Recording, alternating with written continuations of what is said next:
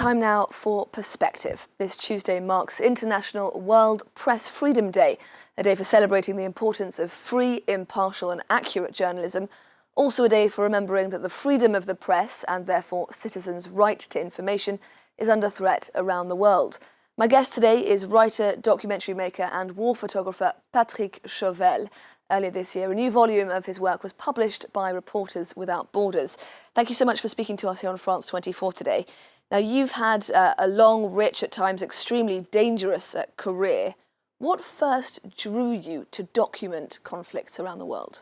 Well, in my family, my father was a reporter for the Figaro. My grandfather was a diplomat. He was ambassador in England for 9 years in London. And he co-signed the Geneva Accord. And history was there, was present. And my uncle was prisoner in Dien Bien Phu during the battle against the French, against the North Vietnamese in 1954. I was surrounded by people who were writers, soldiers, diplomats. So I was living the history with a big H all the time, and it was adventure.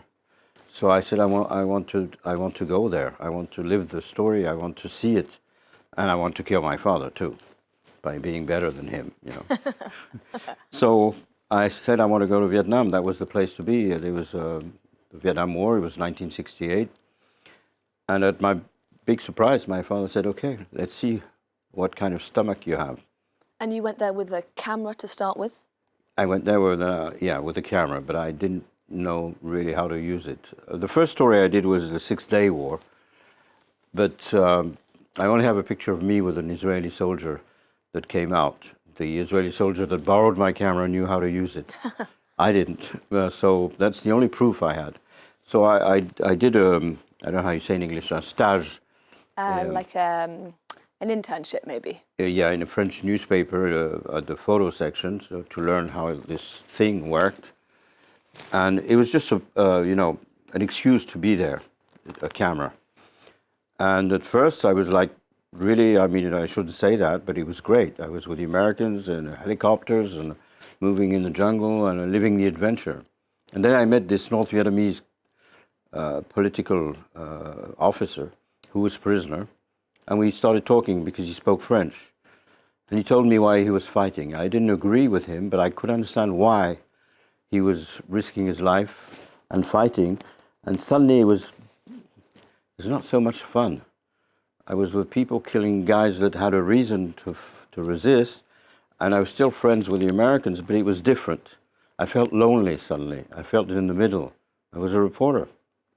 And talking about being a reporter and being a war reporter, being a war photographer, for you, is there an important difference between being a reporter, say, for newspapers and being a photographic journalist? And if there is a difference, what is that difference? Well, the only difference is physically you have to be on the front line longer. I mean, a writer, most of them will go with us on the front line, or we will go with them because they have the contacts and they need to talk to the people. But once they have the story, if they have the right mind, they can pull back. We have to stay to take the pictures, obviously, and the cameraman is even worse because a photographer, in a war zone, when you're on the front line, you can get up, take 2 or 3 pictures, and stand down and wait for the next opportunity. Cameraman, he has to film for a certain time, for the editor. So he's even more exposed. And in those days, cameras were about this size. And the gesture of a cameraman is to pick up, shoulder his camera and aim.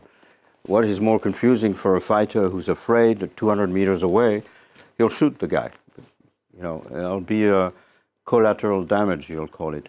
Now today, there's a big difference, because today, even if they see written press, if they can read that, they'll probably shoot you because people don't like the press or think we're dangerous. It's like a medal, it's horrible, but it means that we are useful. Otherwise, why would people try to kill us and stop us and imprison us if we didn't do something good? And have you always found, wherever you've worked, that there has been hostility to the press, or have you found that there have been times when it's been harder to work as a journalist in conflict zones? It's more and more difficult. I mean, even in Paris during the Gilets jaunes, we were aggressed. The Yellow Vest protest movement? Yeah, it was incredible. I had never been aggressed so much. You know, people were like throwing stones at me, arguing with me, insulting me. It never happened before. I mean, but that's because les réseaux sociaux, social media. Yeah, social media. I mean, social media, you know, arrives on the left, on our right, and it is non-verified information, and people don't read newspapers anymore. So we're losing that battle. Do you then think that the job of the journalist, the job of the photojournalist, is actually just becoming more and more important as the influence of social media takes hold? It was always important, but now it's really essential to try and verify the information before you're talking. And we're not talking about us. A lot of people on the social media are showing their face and saying, oh, I'm here, I'm very brave, I'm doing this, not verifying the information. They're talking about them. Our job is to talk about other people. So there's a big difference, and it's dangerous. Of course, we've always been important, because when we go to Ukraine, the civilian people, they thank us to be there, and they show us the destroyed house, they show us the grave of their son. They want us to take the same train as we did for Paris Match, and from Zaporizhzhia, a train full of refugees. They want us there. They want a witness. If you don't have a witness, you don't have a crime. You know, what's happened around Kiev, it's a report. They took the reporters there and showed them what the Russians did. That was important.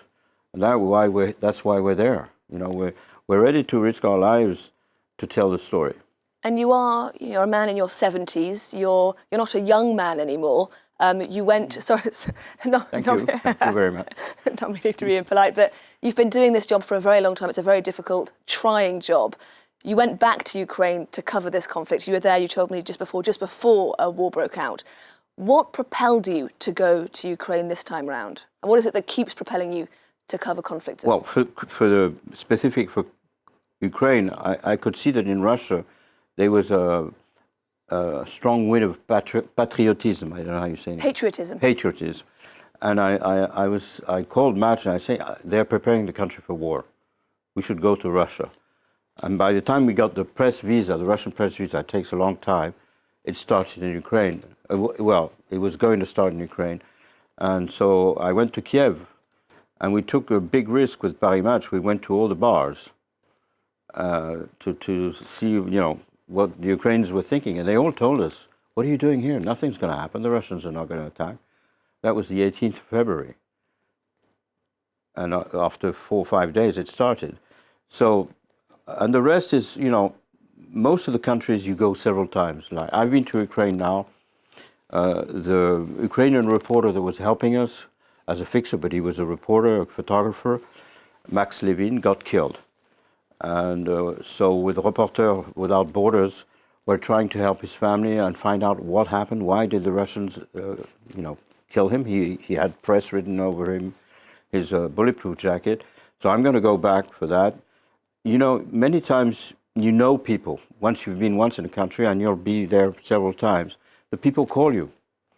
And to not go back now would be like knowing that I have a friend in hospital and not going to see him. I know people in Ukraine now. I know soldiers, I know civilians, I know kids, I know young people. So it's not over. And they need us to tell the story. So, and just very briefly, just because we are running out of time, what do you hope viewers take away from your work? The key thing you hope they take away?